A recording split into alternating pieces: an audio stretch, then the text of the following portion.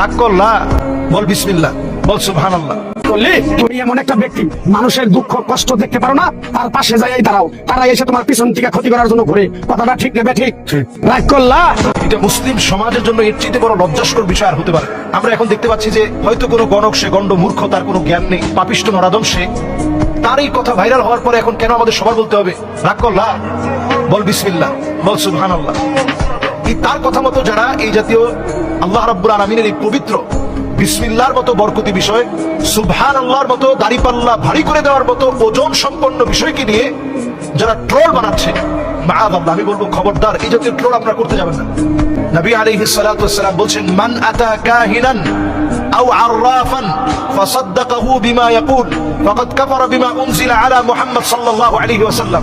গণকের কাছে যারা যাবে, যারা হাত দেখাবে, যারা এগুলা বিশ্বাস করবে, গণকের কথার ওই তাবিজ নিবে, গণকের কথার ওই গাছের শিকড় নিবে, নবীজি বলছেন ফাকাদ কাফারা বিমা উনজিলা আলা মুহাম্মদ সাল্লাল্লাহু আলাইহি ওয়াসাল্লাম, তার ইবাদত আল্লাহর কাছে কবুল হবে না।